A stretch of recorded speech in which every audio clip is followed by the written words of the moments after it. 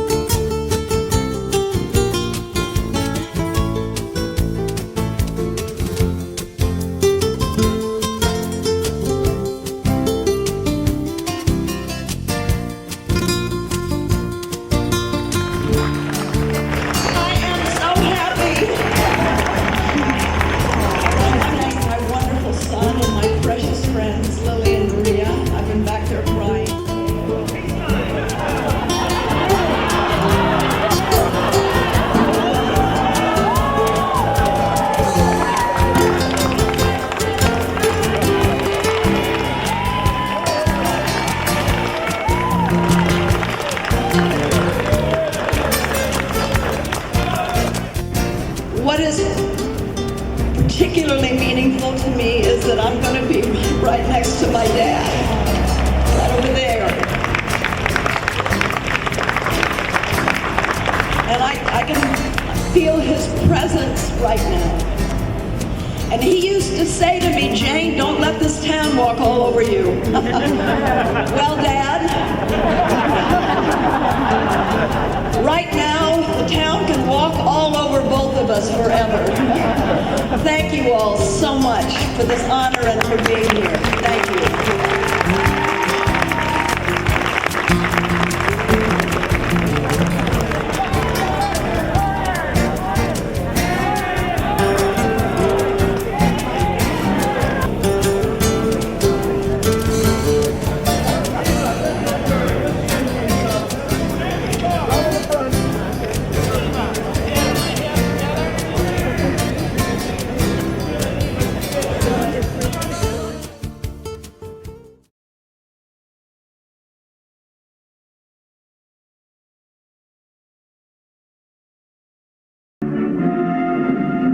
Out where they say, let us be gay, I'm going Hollywood.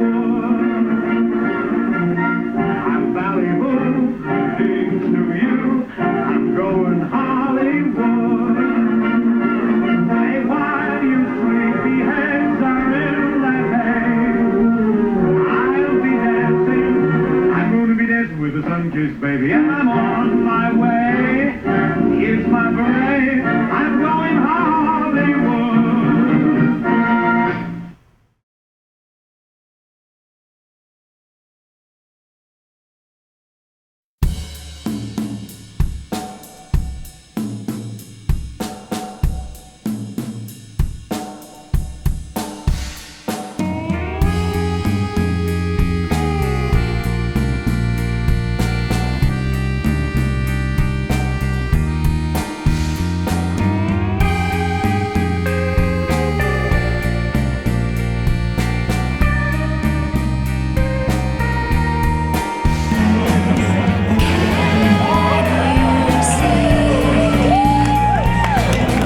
Good morning. I'm here at the Egyptian waiting to see Gilda, which is one of the main reasons I came here this year. I love the film. So far I've seen so many of my favorites.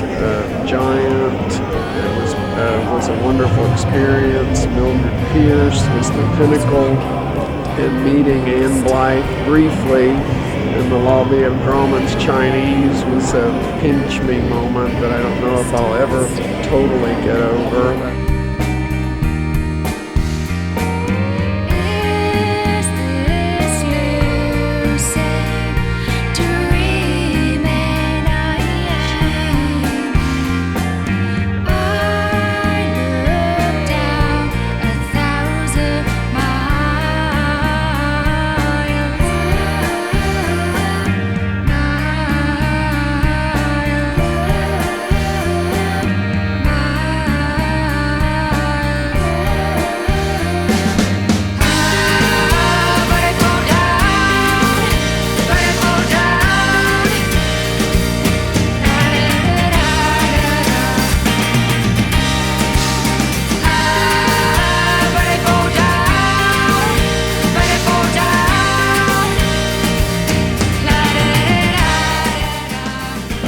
Foreign Affair. Foreign Affair. Why? It was amazing. Why? Because it's Jean Arthur and Marlena being amazing. And they sing all the greatest songs. What have you seen? What have you liked? Don't even remember. That's a giant camera. Damn. I Okay. have seen Suddenly It's Spring, which was delightful. What else? Live Also Lady. the whole movies. The whole movies were amazing. Carrying Color and It with a live orchestra. Yes. And a new score. And Notorious. Carrie being hot. How about you? Everything we've seen has been amazing, but A Foreign Affair was awesome because we sang and it was great. And you were there, so that made it better. Thank you. And Jane Fonda blowing kisses to us. Yes! Jane Fonda blows kisses. That was really that. Do you have that Jane Fonda sign handy at all? The sign. Watch the thing you mean. This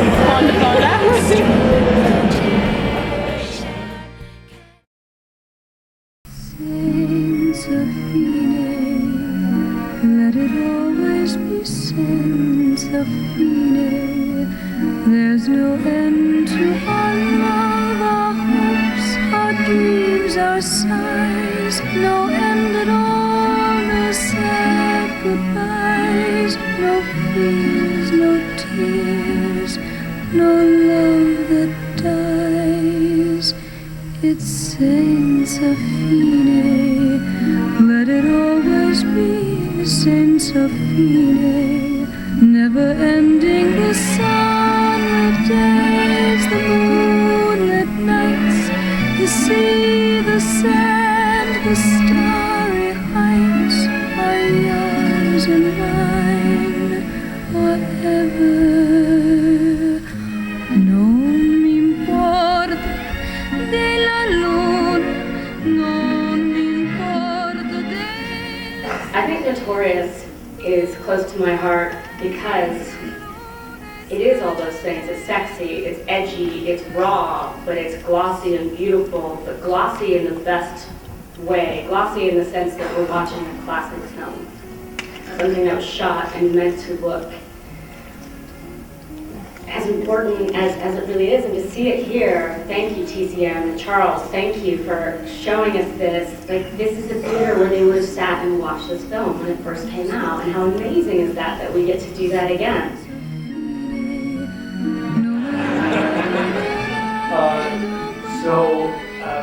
Howard Hughes, when this picture was done, right, 3 weeks, it cost less than $200,000 to make, and of course, Charles McGraw, the star, who I will ask you about in a moment, and Marie Windsor were not really big stars. In fact, this was McGraw's first time really playing a leading role in a film.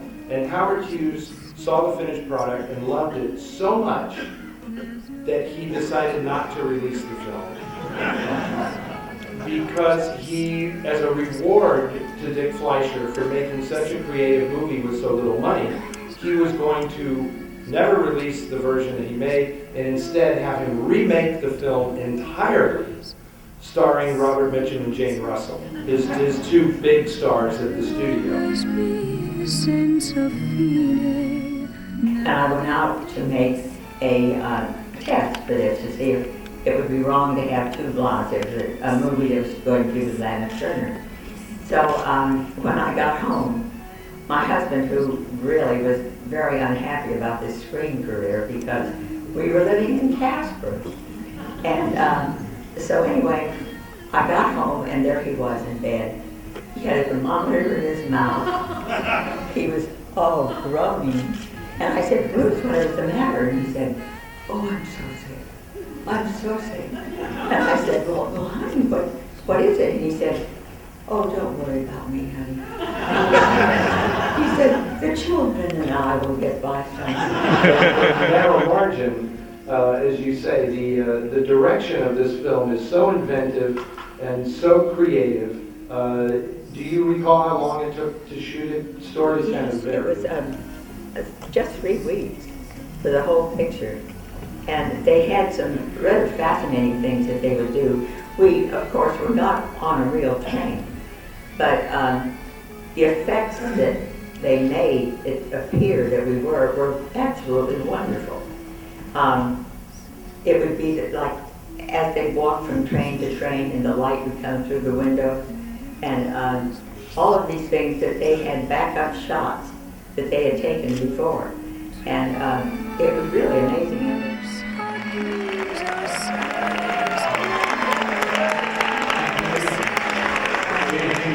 Welcome to Club TCM. Just as a bit of information for myself, how many of you were on the cruise some months ago? Raise your hand.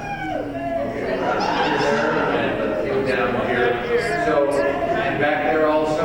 All right, for the rest of you, these people might have a bit of an advantage. I have managed to put together a package that has a number of new musical pieces, so that there'll be an equal opportunity contest. And they wanted me to do a test at Fox. And at the same time, I had Cole Porter, he wanted me on the stage. And I do just in New York. And I thought, well, no, what pace, I'm a Virgo, so what pace needs more money. Secondly, and thirdly, every girl wants to be a movie star, don't they? So I said, yes, and by the way, you're dead. He didn't pull any punches. And he had started his career as an actor in silence. He later started to direct, and in 1927 he hit the jackpot with the movie Wings. And it was the first film to win the Oscar for Best Picture. And it is still riveting today. Some of you may have seen it just a few days ago, a Turner Classic Movie. I was up late at night. I was up much too late and couldn't turn the darn thing off. I just kept watching and watching. But Wellman did many, many movies, and we're going to talk about his career as well as this film. And there's no one better to talk about it than his son, William Wellman Jr. And a little more action, and little different ways of, for instance, the very opening shot of this picture is a different way of doing it. The phone rings, and Dorothy McHale, you don't see her yet, her legs come up on the table. She picks up the phone, and then the camera includes her in it. So it starts with her legs, you know. When you see the scoundrels on the island in this film, there's 5 or 6 of them. My father has choreographed things that they do, and the comedy comes out of this. And you'll see what I mean. Yeah, my dad, I tell you, he directed 76 films. His films received 32 Academy Award nominations and 7 Oscars. He used to tell me that his favorite period was from 1930 to 1933 at Warner Brothers, where he directed 18 films in a little less than 3 years. He loved it because he loved the art of making movies. I did not work with Timothy Carey. I'm bookends in this film, beginning and end. And in between are this myriad of wonderful characters that will entertain you beyond your belief. And Timothy Carey was one of them. And I didn't appreciate him. I hadn't met him until I saw the film. And I saw this man baring his teeth. You know, I don't know if you know Timothy Carey. I've never seen him since. But he was I was very much impressed. And watch his teeth. I don't know how many people have seen this film on their television. So you won't be surprised by anything, but you might have a different response, especially seeing it on the big screen. I love Rita Hayworth. How can you not love Rita Hayworth? And I guess I loved that there was room for this genre film, you know, this sort of film noir, but also I guess I would say it was the moment before naturalistic acting came in. It was sort of almost hokey now if you look at it through the eyes of, you know, what we know acting to be when it's good. Did Francis Marion work with John Ford? They knew each other in the early teens, but no, they didn't work together. Question number 2. You were talking about Mary Pickford's films and restoring them, etc.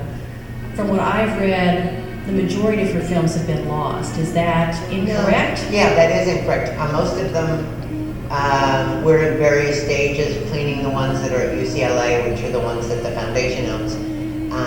No, a lot of the biographs, in fact, still exist. She made something like... Before we started shooting, Bruce arranged to have Katharine Hepburn and my father, Henry Fonda, meet. I hadn't really countenanced the fact that they had never met before, which is an interesting thing about Hollywood, that people can be very famous for it, but they don't necessarily know each other. They were both kind of reclusive. And at that time, I was traveling through the South with Dolly Parton, and I won't go into that. So I wasn't there for this historic meeting. And Hepburn, she held it against me. And someone asked me, I did an interview some years ago, and someone asked, who would you like to be stranded on a desert island? And they rolled off some of the names, and I said, well, couldn't I take all of them? Why not? And your last film was with Paul Newman. That wasn't bad. A dream. Yes. He was such fun to work with as well. Very, very well prepared always, but such fun. And that was Michael Curtiz that directed that too. Again. Helen Morgan's story, yes. I wish that I'd had the chance to work with him even more. Yes.